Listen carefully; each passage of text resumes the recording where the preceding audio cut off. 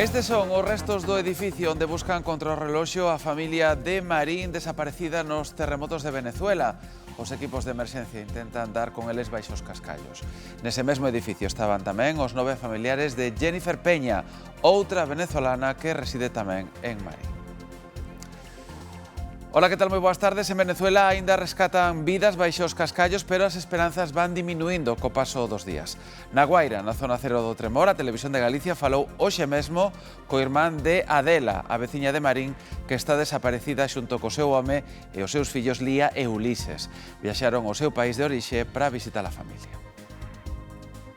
Y vinimos otra vez en la tarde, hoy salimos en el transcurso de la tarde y de aquí no me voy hasta que me venga, como vaya con mi hermano. O xuiz condena a 20 anos de cadea a cada un dos mozos os que o xurado popular declarara culpables de asasinato no caso de Joel Quispe. Un deles é o autor confeso da coitelada mortal e o outro o mozo que lle facilitou a navalla ca que se cometeu o crime. Se tiveron que encher hoxe o depósito do coche, seguro que xa o notaron. O gasóleo e a gasolina volveron subir de prezo. Rematou a rebaixa do IBE do 21% e o desconto pasou de 20 céntimos a 15. E hoxe tamén empezan a aplicar unha nova taxa nas compras en plataformas chinesas como Shein ou Temu. Hai que pagar 3 euros máis, pero non polo conxunto do paquete, senón por cada un dos produtos que inclúe o envío. Con esa taxa, Bruxelas busca protexer as empresas europeas. En Lleida, un autobús que bateu contra un edificio deixa 46 feridos, 4 deles están en estado crítico. A condutora estaba en prácticas, o instructor que a acompañaba tiveron que amputarlle unha perna.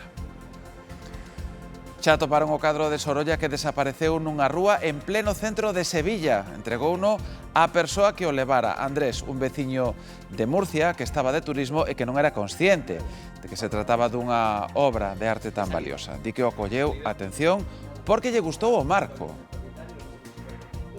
Pues lo cogí sin darle mayor importancia, me gustó el marco y digo, me lo llevo a mi casa.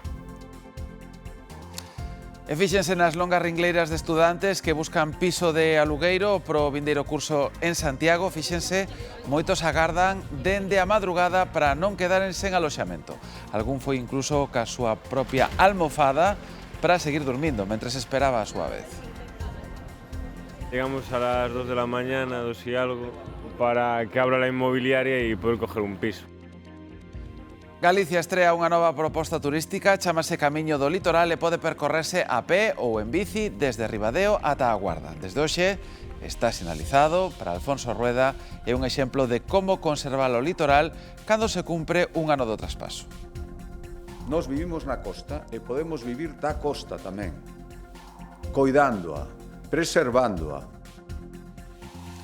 Viveiro é xa a capital mundial do rock e do metal. Nuns minutos comeza unha nova edición do Resurrection Fest. Máis de 100.000 persoas van gozar durante 4 días dos concertos que teñen como prato forte a Iron Maiden e a Marilyn Manson. E nos deportes xa temos datas pros Celta Deportivo e Deportivo Celta da próxima temporada. O primeiro derbi será en Balaídos o 3 de xaneiro e o derbi de Riazor será o 18 de abril. Os dous comezarán a liga na casa, o Celta recibirá o Osasuna e o Deportivo o Elxe. E no tempo, o vento do nordés refresca algo as temperaturas, aínda así, tanto en Ourense como nas Rías Baixas andarán polos 30 graus. Hai aviso amarelo no litoral polo mar de vento.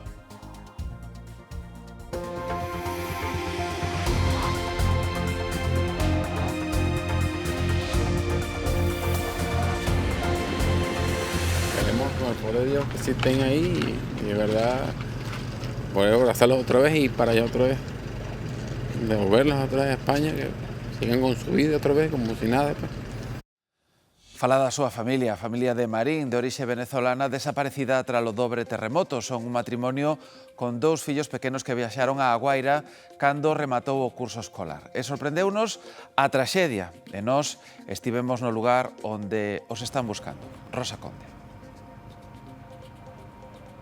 Josvani, Adela, Lía e Ulises, que ademais ia cumprir anos en tan só uns días. Eles chegaron o lunes, o mércores ocorreu a desgracia. Agora mesmo, a pesar de que estamos en plena madrugada, os rescatistas franceses siguen traballando coa esperanza de devolverlle o irmán de Adela, co cal falei fai uns minutos, ese sono que ten de poder el mesmo recuperar a súa familia e leválos de volta a Galicia.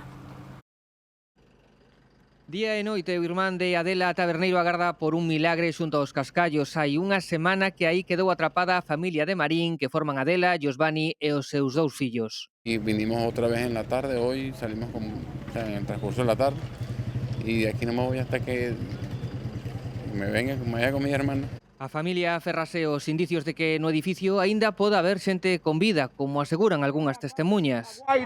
La Guaira, tenemos varios grupos trabajando. 8:40 de la noche del día 30 de junio. Siguen la labor los rescatistas. Llevan rato trabajando ya, de verdad están trabajando muy bien. Y claro, que paciencia es lo que piden y paciencia que hay que darle, porque de verdad no es fácil. En Marín tamén están pendentes de outra familia, a de Jennifer, outra venezolana da vila, que ten 8 parentes desaparecidos na mesma zona da Guaira. Temos unha familia que, bueno, faltan, teñen localizadas as persoas, non saben en que situación están. Falta de 8 persoas desa familia que tamén son membros do cole. Es decir, un neno do cole ten familia en Venezuela nese edificio tamén. Na área devastada polo terremoto traballan varios equipos internacionais e unha carreira contra o tempo. A desesperación invade Venezuela e aumentan tamén os casos de roubos e saqueos. Nas últimas horas detiveron 4 policías por roubar diñeiro nas casas durante os traballos de rescate. Os veciños enfrontáronse a eles e acabaron rompendo os billetes.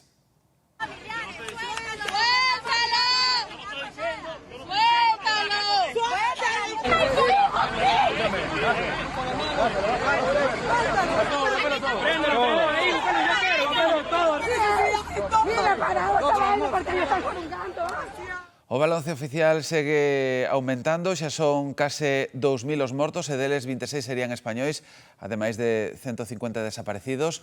Os rescatistas e voluntarios seguen traballando nas zonas máis complicadas, pero cada vez con menos esperanzas de atopar vida. Na zona cero dos terremotos, a Guaira domina o silencio. Necesario para buscar algún indicio de vida baixo os cascallos. ¡Silencio!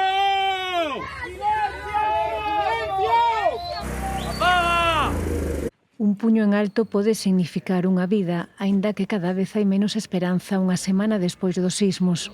El tercer día, hermano, de allá para acá no he podido sacar nadie con vida, pero la fe todavía la tengo intacta, de que si voy a seguir, voy a sacar a mi familia. De feito, algúns países xa están retirando equipos de rescate e priorizando o envío da axuda humanitaria. Tratando de conseguir ayuda para la nena, medicina, ¿Están dando agua en la y ese camita? tipo de cosas para ella, pues.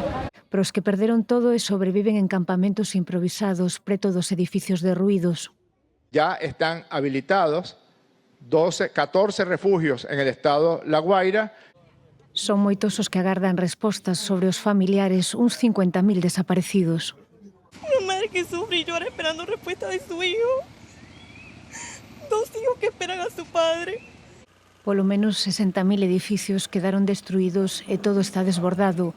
No ha llegado herramienta pesada por parte del gobierno.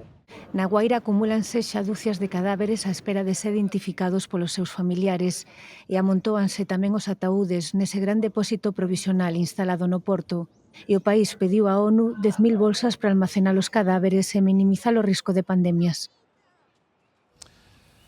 A raíña Leticia despediu o equipo médico da Axencia Española de Cooperación Internacional pro Desenvolvemento que se dirixe a Venezuela. Agradeceulles o seu traballo e a atención aos miles de afectados que van a axudar. Xa se concederon a metade das máis d'1 millón de solicitudes de regularización de inmigrantes. O Goberno garante que o procedemento cumpre a lei e arremete contra o Supremo. El Tribunal Supremo, en una decisión que a mí me parece realmente sorprendente, parece que también en esto quiere que el Parlamento sea un elemento meramente decorativo y quiere que no legisle y quiere que no tome decisiones. Veremos a ver qué es la decisión que adopta la justicia. O Goberno arremete contra o Supremo e tira de cautela cando se lle pregunta se sería posible tirar abaixo a regularización de inmigrantes. No estamos en esta pantalla. Garantiza o rigor xurídico do proceso que ha tenido todos los trámites preceptivos. E pide tranquilidade. No se suspendería el proceso de regularización, se suspendería el proceso judicial. Para suspender el proceso de regularización únicamente se podría hacer a través de una medida cautelar, que el Supremo ya ha rechazado, insisto. Valencia e Aragón defenden que se suspenda a regularización. Este venres o Executivo plasmará a súa posición contraria nas alegacións que enviará ao Supremo. O Partido Popular advirte sobre a postura de España. España está haciendo todo lo contrario al Pacto de Asilo y Inmigración que hemos firmado hace pocos años. E lamenta que se impedirá un debate sereo. Es que si estabas en contra de lo que hacía el gobierno eras racista, y no hay más. Y yo me niego a que esto sea así. O proceso rematou. Este xoves coñeceremos o balance oficial, pero xa sabemos que se superaron 1 millón de solicitudes. O 50% xa se concederon. Hai novidades no caso Leire. O xuíz vai interrogar os 2 fiscais que se reuniron coa coñecida como fontaneira do PSOE. Citaos como testemuñas para o 15 deste mes. O xuíz Pedra cita como testemuñas a quen foi a man dereita do exfiscal xeral, a Diego Villafañe, e a súa adxunta Beatriz López. O ano pasado reuníronse en 2 ocasións con Leire Díez, quen supostamente lideraba unha trama para desmontar investigacións que afectan o PSOE e o Goberno. Tras escoitalos, o magistrado decidirá se tamén chama a Álvaro García Ortiz. A causa avanza así na Audiencia Nacional. Esta mesma semana imputaron outras 25 persoas, entre elas a presidenta da SEPI. Quiero mostrar nuestra confianza en la presidenta de la SEPI. De los hechos que hemos conocido, pues no hay nada que ponga en cuestión su gestión. Os socios pola súa banda piden máis explicacións do PSOE. Se deben dar todas las explicaciones posibles y asumir todas las responsabilidades que implica la función pública. E o PP reclama cesamentos urxentes. Enjambre de corrupción sistémica que ha convertido Pedro Sánchez el gobierno de España. Antes de ayer, 25 personas de la SEPI imputadas desde la cabeza hasta el fondo. Nestes momentos están imputados os 3 últimos presidentes da SEPI. Lara Hernández, coordinadora do Movemento Sumar dende marzo de 2025, dimite de todos os cargos no partido. Faino despois dixo de ser vítima dunha campaña de desprestixio tras ser acusada de acoso laboral. Jamás en mi vida, ni antes, ni durante, ni después, he acosado a nadie. Jamás. Y segundo, porque todos los bulos, todas las mentiras y todas las injurias que he tenido que soportar durante todos estos meses se han demostrado falsas. Hernández anuncia a súa saída tan só 10 días da Asamblea Extraordinaria de Sumar. Desta forma, Verónica Martínez, a actual voceira no Congreso, convértese na principal opción para liderar esta formación política. Isto é unha barbaridade, sube cada vez máis e sale cada vez máis caro. Pues moi caro. Tiene que bajar un poquito el gasoil, ¿no? Hay que asumirlo, hay que cuidar máis a gasolina ahora, forrar máis. Son algúns dos condutores que hoxe tiveron que repoñer combustible. A fin da rebaixa do IBE encarece 5 céntimos cada litro. Mar Novas. O escudo enerxético irá perdendo cifras daqui a outubro, mes no que se prevé eliminar totalmente as axudas aos carburantes. O Goberno decidiu recuperar o IBE do 21% e aplicar unha bonificación do 15% este mes. Eso significa que repostar hoxe é máis caro que a onte, entre 5 e 6 céntimos mínimo. Quen puido encher o depósito para anticiparse a suba, fixo, pero hoxe nas gasolineiras como esta do centro de Vigo a afluencia é, pois como sempre, din os condutores, por necesidade, claro. Pero hai que ter en conta, ademais, que a oscilación de prezos entre diferentes marcas ou establecementos pode chegar ata os 0,24 céntimos por litro. Un exemplo gráfico. O gasóleo 95 máis caro hoxe en Vigo rolda o 1,59 e o máis barato 1,35. Depende onde vaya vostede. E máis subas, desde hoxe as compras en plataformas chinesas como Temu ou Shein terán que pagar unha taxa de 3 euros. Xoel Rodríguez. Sí, unha medida, Carlos, que chega dende Bruxelas que afecta a todos os paquetes extracomunitarios de menos de 150 euros e que, segundo a Comisión, o que busca é favorecer a equidade entre empresas e tamén a seguridade para os consumidores. Ollo porque ese importe vaise pagar non por artigo, senón por número, non por paquete, perdón, senón por tipo de artigo, e que se nun destes paquetes, por exemplo, vai un pantalón, a taxa será de 3 euros, pero se no mesmo contido vai un paquete e un libro, a taxa será de ata 6 euros. Formalmente son as empresas as que deben de asumir ese custo, pero cabe a posibilidade tamén de que se repercuta ese importe ao consumidor final. Unha medida, por outra banda, temporal, mentres se completa a reforma aduaneira da Unión Europea prevista para o ano 2028. Pequenos paquetes procedentes principalmente da China que se reparten cada día por toda a Unión Europea, uns envíos que a partir de agora terán que pagar unha taxa. En que consiste esta taxa exactamente? Aplicaráselles un sobrecusto mínimo de 3 euros a cada paquete de menos de 150 euros, pero ollo porque esta cantidade haberá que sumarlle o IVA de importación e un custe extra por cada categoría de produto. ¿Y cómo se calcula el precio? Serán 3 euros por cada tipo de artigo, é dicir, se mercamos un pantalón e unha camiseta, a taxa sería de 6 euros, 3 por cada produto no mesmo paquete. ¿Quién tendrá que pagar esta tasa, lo? A obriga da empresa vendedora, na maior parte dos casos grandes multinacionais como AliExpress, Temu ou Shein, pero todo depende da política comercial de cada plataforma que podería repercutilo finalmente no consumidor. Gustaríame saber o motivo de por que a poñen, si realmente crees que vai facer fronte aos problemas que hai realmente. O obxectivo é poñerlle freo á competencia desleal deste tipo de produtos fronte ao comercio europeo, que debe asumir obrigas fiscais e regulatorias e poder compensar así os case 6.000 millóns de paquetes que entraron o ano pasado na Unión Europea.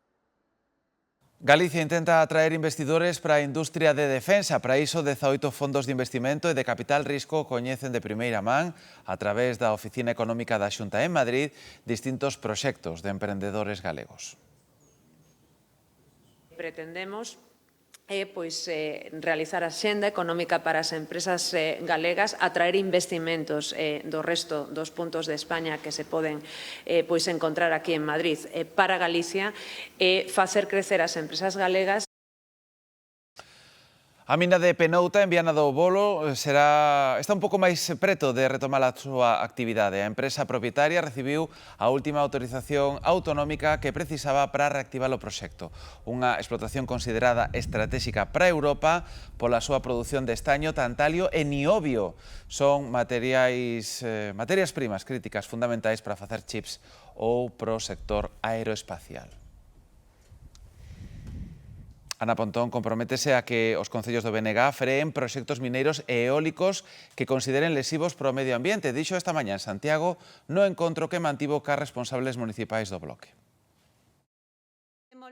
Frente ás políticas de depredación da Xunta e doutras administracións que supoñen unha agresión directa ao noso territorio, a nosa economía e a nosa calidade de vida. E aí está tamén ese posicionamento para frear proxectos tan agresivos como a macrominería, parques eólicos indiscriminados, Altri ou Ence. As altas temperaturas non dan tregua e estamos ás portas doutra vaga de calor. Estas masas de aire moi cálido que ven, agora mesmo, estánse achegando á península. Esta é a evolución para os vindeiros días nos que se van volver a registrar valores, desde logo, moi elevados, tanto no caso das temperaturas máximas como no caso das temperaturas mínimas. De feito, esta fin de semana é probable que xa volvamos falar de vaga de calor, unha calor que hoxe é extrema no país veciño. Imos ata Portugal, Brais Suárez. Sí, xa se nota a nova vaga de calor en Portugal que se prolongará de 8 a 10 días, especialmente no centro do país. Lisboa e Setúbal xa están en alerta vermella e Coimbra e Leiría tamén o estarán a partir de mañá con previsións de ata 44 graus no val do río Tello e mínimas de 20 graus. Aquí no Porto, en toda a rexión do norte, o peor espérase para o venres, pero agora mesmo todo o mundo xa aproveita as fontes e as zonas de sombra. A ausencia de brisa marítima que arrefeza as noites provocará noites tropicais, que é algo totalmente anómalo en Portugal e un sinal de máxima preocupación. Se en todo o ano pasado houbo 74 días de calor extremo, a estas alturas deste ano xa se contan 60. Con esta calor aumenta a probabilidade de incendios forestais. Hoxe comeza aquí en Galicia a campaña de alto risco de lume. Mentres, en Aragón seguen con moita preocupación un incendio que xa queimou 2.200 hectáreas. Os equipos de extinción teñen por diante horas críticas pola velocidade do vento, polo que non descartan que aumente a superficie afectada no municipio de Leciñena, na provincia de Zaragoza. Así empezaba esta mañá a retirada de terra e de cascallos na Bouza, dos núcleos máis afectados pola treboada do pasado día 17 de xuño. En 2 ou 3 semanas agárdase que os veciños poidan recuperar por fin a normalidade. Alejandro Álvarez. Sí, efectivamente, que o certo, os veciños desta zona estiveron durante 15 días convivindo con esta estampa, pero hoxe esa excavadora que poden ver agora mesmo en directo comezou a retirar xa parte deses cascallos, toneladas de terra, de pedras, de madeira, tamén parte das edificacións que estas riadas levaron por diante. Os prazos que se manexan agora mesmo en que entre 10-15 días hábiles a situación comece xa a normalizarse. Estes primeiros traballos céntranse sobre todo aquí nesta zona cero, nesta aldea da Bouza, tamén en Pixeiros, pero despois eses traballos continuarán noutros puntos desta provincia de Ourense, tamén na provincia de Lugo, pero primeiramente nesas zonas pois terán que cuantificar os danos para despois poder actuar. Este 1 de xullo empezou a retirada da terra, as pedras e os restos vexetais arrastrados polas riadas do pasado 17 de xuño no Bolo. Os veciños da Bouza, a zona máis afectada polos efectos das treboadas, fixéronselles longas as 2 semanas de espera. É normal de que empecen cos días que van, porque son moitos días os que van, que estamos aquí incomunicados, que estamos sin poder movernos. Pero pareceme moi tarde, a verdad, porque temos que pasar para ir para aquel lado, dando a volta a todo o pueblo. Os traballos fanse con maquinaria pesada da empresa pública Traxa baixa a supervisión dos técnicos da Deputación de Ourense. Hai moitos metros de material aquí igual hai arriba, igual hai hasta 3 ou 3 metros e medio de altura. Moito. Estimamos que hai aproximadamente uns 1.500 metros cúbicos de material que creemos que se todo se dá ben, en 10-15 días hábiles a zona debería de quedar restablecida. A máis dos accesos, o alcalde e os veciños consideran prioritario atender os problemas de salubridade. Que poden entrar nas casas, quitar os animales mortos, quitar a carne que está podre dentro dos arcos. Hai neveras, hai carne que había colgada nas bodegas e cousas así, e eso xa empeza a dar olor. Saben que esta primeira intervención de emerxencia é só un primeiro paso para poder planificar a reconstrucción. Bueno, primeiro quitarlle o barro e poder que alguén poda peritar. Esas infraestructuras vai levar tempo, pero bueno, son polo menos o que a xente poda facer unha vida máis dentro da normalidade o máis normal posible.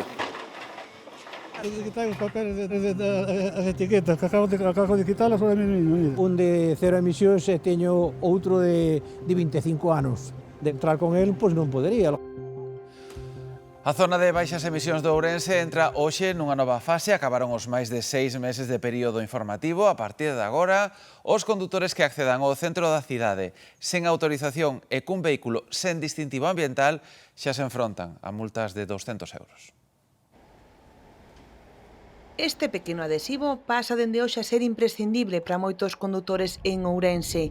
Quen non o teña e tampouco conte cunha autorización municipal xa non poderá acceder á zona de baixas emisións sen arriscarse a unha sanción de 200 euros. Un con 10 anos e outro con 20. Quitar os papeles de etiquetas, que acabo de quitalas sobre mí mismo. Esperemos que sexa para ben para colaborar co cambio climático. A restrición afecta principalmente aos vehículos diésel matriculados antes do 2006 e os de gasolina anteriores ao ano 2000.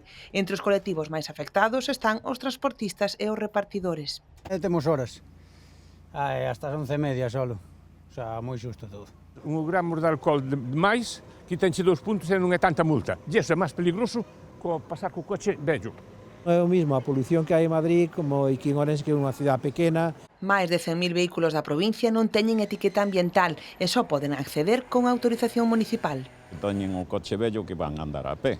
Ainda que sexan un pouco antigos, mentras funcionen, para que cambialos. Teño a miña nai con moita dificultade, claro, temos que andar vindo con ela acompañando e cóstanos. As multas xa están en vigor, pero as cámaras de control e a sinalización definitiva aínda están pendentes de instalar. Fai exactamente 2 décadas, o 1 de xullo de 2006, entraba en vigor en España o carné por puntos. Despois de moitas dúbidas e dun intenso debate social, converteuse nun fito clave da seguridade viaria. Segundo a DXT, o carné por puntos permitiu salvar máis de 10.000 vidas neste tempo. Tras 2 décadas de implantación en España do carné por puntos, toca facer balance e para DXT é positivo. O cambio normativo naceu para reducir as cifras de mortalidade nas estradas e a día de hoxe hai un 60% menos de mortes. O modelo, copiado de Francia, situou o condutor como principal responsable de manter o seu crédito de puntos intacto. O saldo inicial de 12, 8 no caso dos noveis, incrementase ata un máximo de 15, algo do que só poden presumir os vos condutores. Nunca me quitaron, teño 50 anos co carné de conducir. Teño 15. Nunca dejé de tenerlos. Nunca me puxeron ninguna multa. Seguramente que precisaría, pero non me pillaron. Moitos outros si foron pillados. Por saltar un semáforo en vermello, e quitáronme puntos esa única vez. Uns puntos que se recuperan automáticamente tras 2 anos en infraccións graves. Máis difícil o teñen quen os perderon todos. Iso significa quedar sen permiso agas que superen un curso de sensibilización e reeducación vial. Soen ser persoas reincidentes. Hai 2 tipos de cursos. Hai un que é de recuperación parcial de puntos. Ten unha duración de 10 horas, poderíamos recuperar hasta un máximo de 4 puntos. E logo temos outro curso que se chama de recuperación do permiso, que se chama recuperación total. De 20 horas que é para quen quedou a cero e ten que superar un exame. Se aproba, obtén o permiso e 8 puntos. Por diante, ten 8 anos de boa condución para poder recuperar os 15. Galicia estrea este verán unha nova proposta turística, o Camiño do Litoral, unha senda para percorrer a costa a pé ou en bicicleta dende Ribadeo ata a Guarda. Ana Carpintero. Un camiño de 1.300 kilómetros para facer en 52 etapas por 78 concellos e que ao longo dos próximos días empezará a estar indicado con sinais como este que se acaba de instalar en Muxía ao carón do Parador. Tamén está disponible unha aplicación móvil con toda a información sobre esta ruta. Esta era unha das iniciativas que marcaba a Xunta cando asumía a xestión do litoral hai xusto hoxe un ano. Alfonso Rueda di que neste tempo Galicia demostrou que se pode vivir na costa e da costa. Unha das competencias que asumiu Galicia coa xestión do litoral é permitir dende este ano que os bares a pé de praia poidan abrir dende Semana Santa ata outubro. Axuda moito a manter a xente contratada, non ter que desmontar, a que o produto non se pase porque non vendiches o suficiente que tiñas en expectativas. Valoración positiva tamén das empresas do mar que destacan que a toma de decisións estea máis próxima ao territorio. E que sexan uns modelos máis competitivos para as empresas, para o sector e máis sostible. 2 exemplos para Alfonso Rueda do motivo de por que Galicia reclamaba a xestión da súa costa. Claro que queda moito por mellorar, pero ao final o que queríamos con esta competencia é dicir que hai que nós vivimos na costa e podemos vivir da costa tamén, coidándoa, preservándoa, sabendo que nos la pasou. Para celebrar o aniversario deste traspaso, a Xunta comeza a sinalización do Camiño do Litoral, con máis de 250 sinais cun código QR para descargar toda a información sobre a ruta, dende o percorrido ata a oferta hostaleira. A do litoral foi a última competencia transferida a Galicia, pero a Xunta agarda conseguir máis. Por exemplo, este ano, a xestión dos permisos de traballo para inmigrantes. O ministro de Política Territorial, Ángel Víctor Torres, evitou hoxe poñer data a esta transferencia, aínda que asegurou que a colaboración ca Xunta é absoluta. Hemos tenido en la Junta y en su presidente un colaborador absoluto en poder hacer un mejor traspaso posible, por ejemplo, en la gestión del litoral. Lo hicimos en tiempo récord, aquí estuve firmando justamente ese traspaso y por tanto el Gobierno de España, de coalición progresista, cree claramente en los traspasos, en las transferencias y lo demuestra. E seguimos na costa porque desde hoxe só se pode acceder á Praia das Catedrais a través de reserva. O monumental perfil que a erosión deu aos cantís deste areal fai que sexa a catedral máis visitada de Galicia despois da de Santiago. Una maravilla. Es muy chulo. El tiempo acompaña con este aire acondicionado gratis. Que es una maravilla. Trátase dun ecosistema delicado. A Xunta estableceu no 2015 un plan de conservación que regula os accesos diarios de persoas durante os meses de verán e Semana Santa. Muchos se meten en la página web o también es el correveidile, ¿sabes? Y bueno, sí, la verdad es que está informada la gente, ¿eh? A entrada é de balde, pero é preciso reservar. Con los pases ya, organizado todo. Lo traíamos ya por internet cogido. No, es muy fácil. Miras en internet un poco y enseguida te sale que es la página de la Xunta y ya está. Ten dúbida unha das praias máis fotografadas do mundo, o marco natural incomparable para un retrato grupal, un bo selfie ou para o álbum de boda. La playa de las Catedrales es una cosa que te queda en la espinita de decir, tengo que verla. Un lugar precioso y único. Como Ribadeo é un dos lugares onde máis va durar o eclipse total, as entradas pro 12 de agosto estaban xa esgotadas. Porén, por motivos de seguridade, non esquezamos que o Breal desaparece coa marea alta, decidiuse ese día pechar o acceso. Poderá contemplarse no alto dos Cantís e seguir a través dunha pantalla xigante as explicacións dun catedrático de astronomía sobre o fenómeno.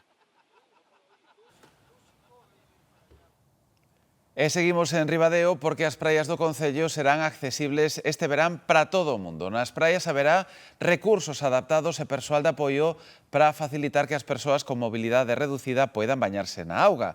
Entre eles, cadeiras de rodas para a praia, muletas anfibias e ramplas. Estamos ás portas dunha nova vaga de calor e os animais tamén o notan. As vacas producen menos, así que nunha granxa de Mazaricos xa buscaron como mantelas frescas. Nuria Castro.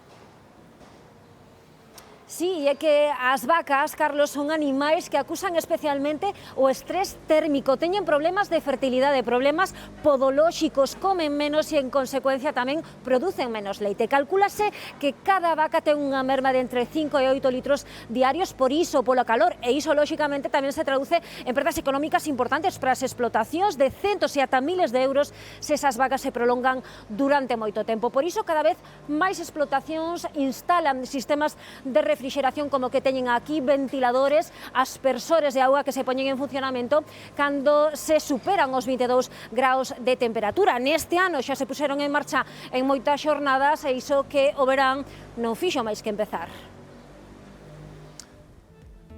Co inicio do mes de xullo remata a veda de varios mariscos. Desde hoxe xa se poden coller lumbrigantes, nécoras e camaróns, pero tamén remata a veda doutro dos produtos estrela da nosa gastronomía, o polvo.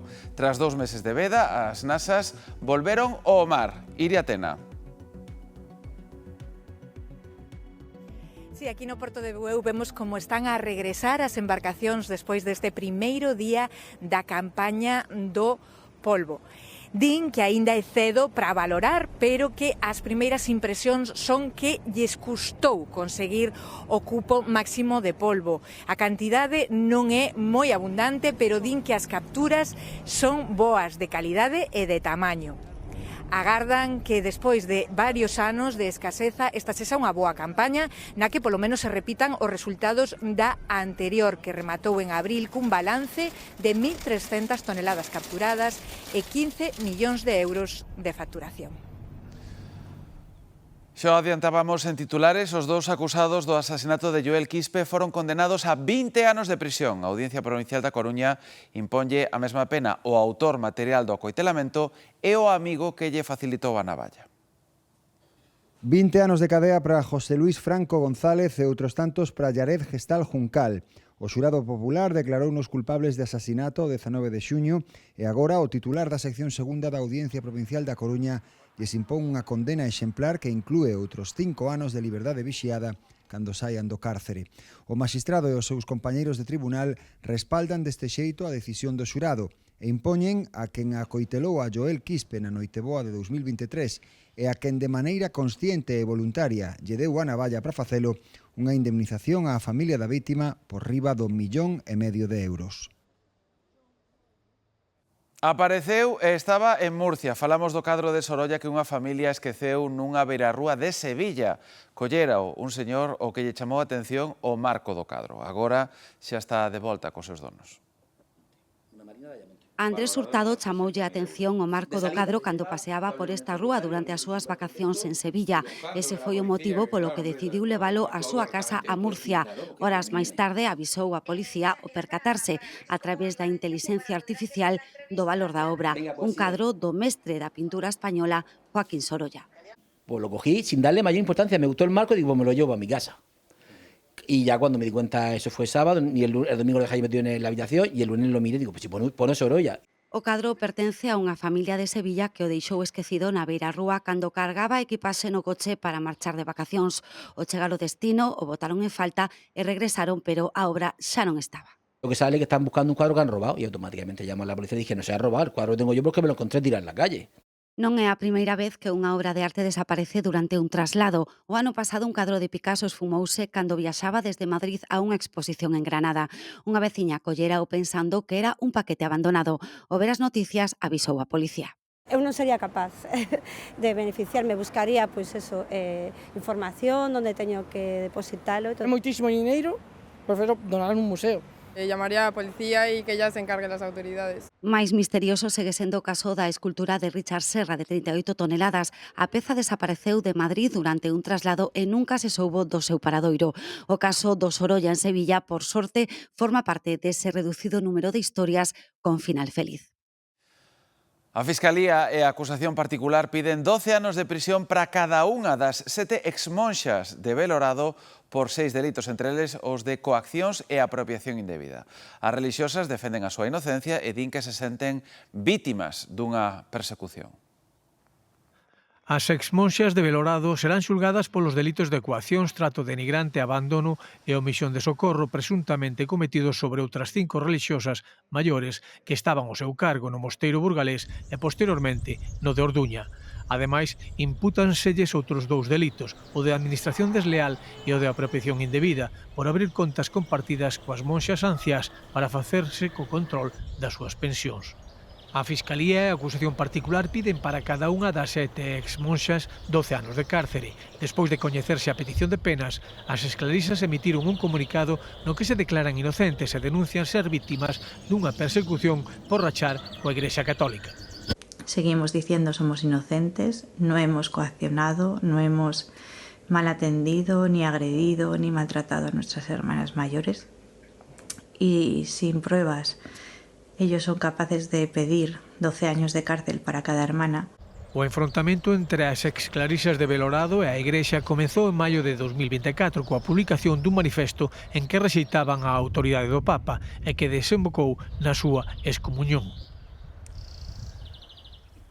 O choque dun autobús contra un edificio, o edificio da Deputación de Lleida, en pleno centro da cidade, provocou 46 feridos, 4 deles críticos. Descoñécese a causa do accidente do autobús que conducía unha empregada incorporada había pouco á empresa de transportes. O autocar saíra minutos antes da estación de buses de Lleida cando se esnafrou contra a Deputación. Nunha cámara de seguridade vese como o vehículo circula con normalidade pola Rambla e de súpeto cambia de sentido e vai dar contra o edificio.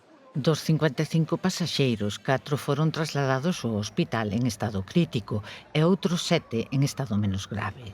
No lugar do sinistro, os servizos de emerxencia atenderon 34 persoas con feridas leves.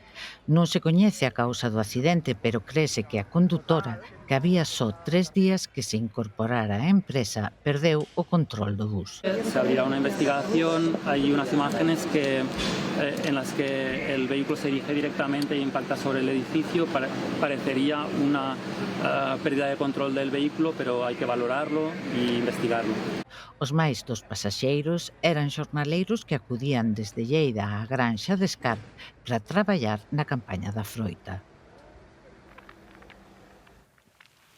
Vaya imaxe, É o momento da erupción dun volcán en Filipinas, a 70 km da capital, Manila. Saiu un chorro de cinza gris e columnas de vapor que se elevaron 1.200 metros pola interacción do magma coa auga.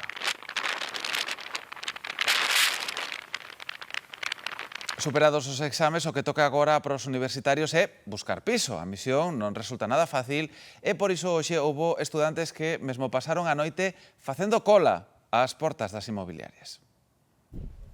É unha das imaxes máis habituais deste 1 de xullo en moitas cidades universitarias.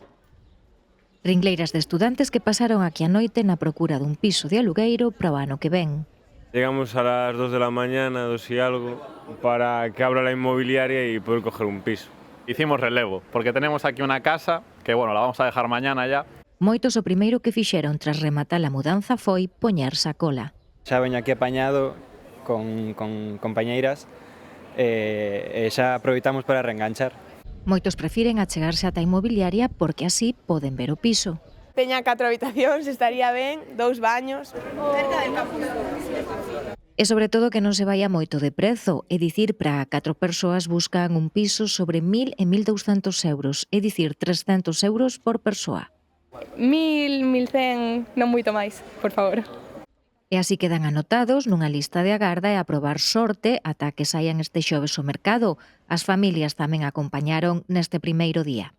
Hai moita demanda, entón pensamos que se temos que facer algún depósito, ademais, pois a nai está aquí. Lo único que quiero es vivir en un lugar decente y ya me llega.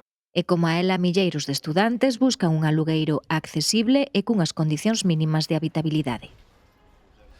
Acaban de abrir as portas do Resurrection Fest. 4 días de concertos, máis de 100 artistas, un cartel de luxo e máis de 140.000 asistentes que converterán Viveiro na capital do rock.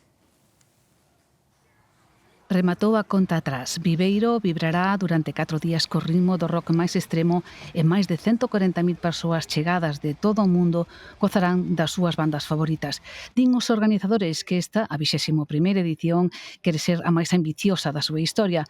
Apostaron por coidar todos os detalles e por un cartel con máis de 80 bandas para amantes do rock, o hardcore, o death metal, o punk e todos os xéneros posibles. Porque nuestro festival no es simplemente una amalgama de grupos tocando en un escenario uno tras otro, sino que cuidamos todo lo que pasa dentro del recinto para que la gente siga siendo tan fan que vengan desde más de 40 países hasta Viveiro para compartir con nosotros este fin de semana. Os primeiros que chegaron levaban horas agardando. A partir das 3:30 comenzan os primeiros concertos e as expectativas son enormes. Y pues son como 6 horas de espera. Las expectativas, divertirnos, pasárnoslo bien y disfrutar de la buena música. Os máis agardados Iron Maiden, que este ano celebran o seu 50 aniversario e que mañá darán no Reso un dos 2 únicos concertos en Europa. Muchísimas ganas de ver a Iron Maiden este ano, especialmente en primeira fila, porque xa os vin 4 veces, pero nunca en primeira fila, así que a ver se este ano é bo. La tercera vez que vengo al Resurrection y vengo más que nada porque viene uno de mis grupos favoritos, que es el Iron Maiden. Entre os 96 concertos atopamos tamén bandas galegas como Her Anxiety, Arson Tides ou os estradenses Pants Off, que subirán ao escenario o venres.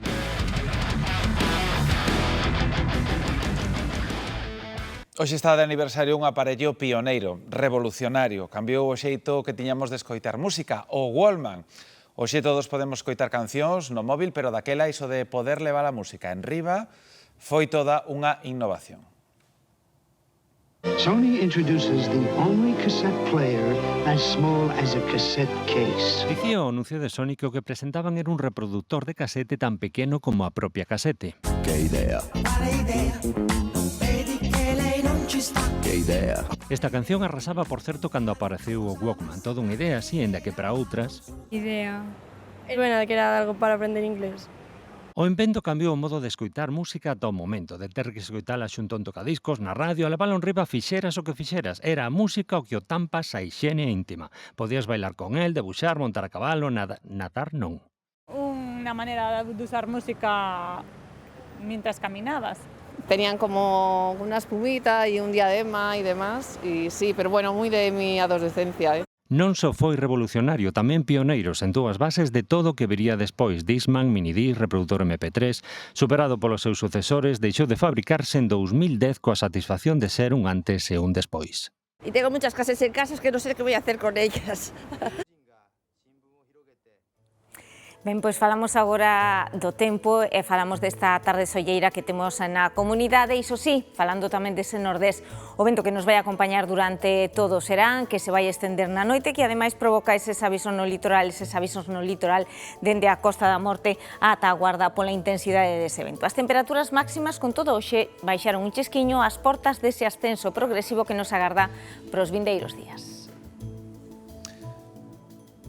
E do sol á lúa, imos marchar cunha imaxe espectacular da coñecida como Lúa da Morodo, saindo do templo de Poseidón en Grecia, un enorme astro que semella elevarse detrás da antiga estrutura de pedra. De contado veñen os deportes. Ata logo.